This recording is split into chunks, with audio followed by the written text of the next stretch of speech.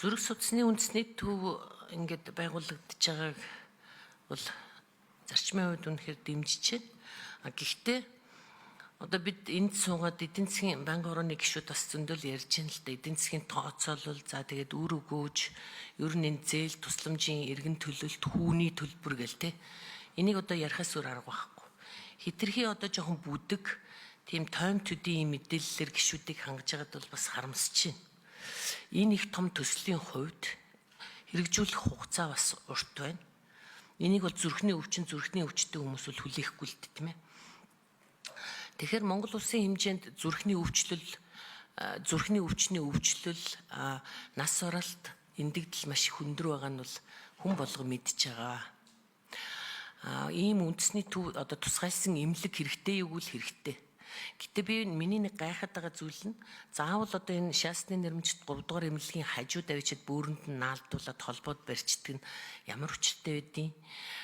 Тэр томоохон хэмжээний ийм их зээл тусламжийн одоо ийм үнийн дүнтэй зээл тусламжаар баригдах энэ төслийг бол хотын одоо ямар газар мунтсан биш.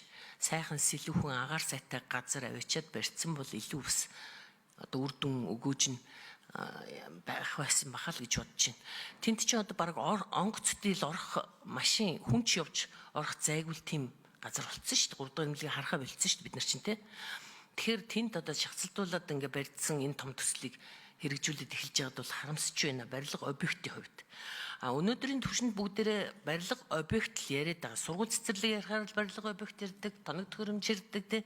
Эмнэлэг ярихаар л бас тэгдэг. Тэгэхээр хүний асуудал тэнд ажиллах мэрэгжилтэн боловсон хүчин зүрхний нарийн мэрэгжлийн эмч нар, сувилагч нар, асрагч нар гэл хүний нөөцийн асуудал нь одоо ямар байгаа энэ зүгээр бэлтгэгдсэн эмч нар ажиллаж ийн л гэж байна. Бэлтгэгдсэн.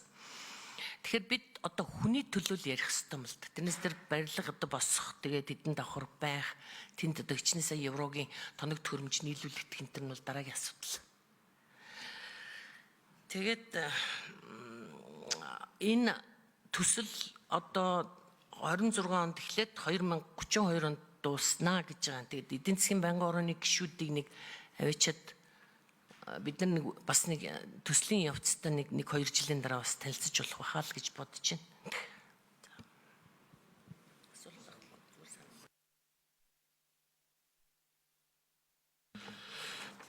За одоо гişүүд бол ингэж үзээд байгаа л да. Заавал зээл авах шаардлага байна уу гэж бас эхнээсээ л ярьсан тий. 34.9 сая долларын зээл 22.5 сая доллар нь бол буцалтгүй тусламж. За бид бол төсвөө саяхан 7 их нээдтэй байсан төсвөтэй болсон. Одоо 30 гаруй их нээдийн төсвөтэй болсон. Тэгээд энэ дээр бодох ёстой юмнууд их байна. Тэгээд зээлэл авах дуртай шахаад байд юм шиг байгаа тий. Тэгээд энэ дээр энд байгаа хариуцлагатай хүмүүс энэ гишүүдийн үгийг бас тодорхой бодох хэрэгтэй.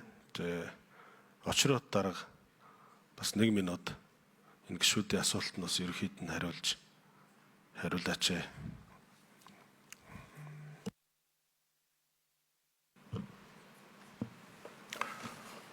Бүх асуултууданд эрүүл мэндийн сайд, чин бүрийн сайд хариулчихсан.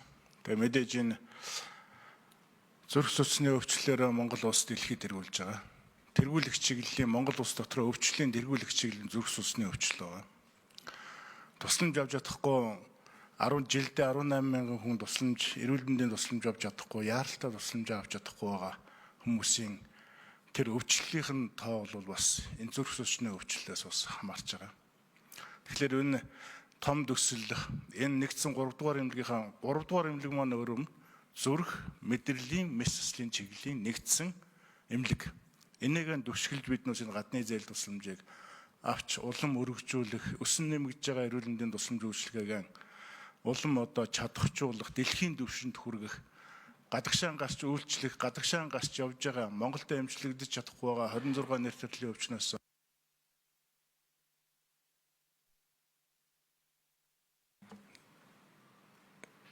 1 минут.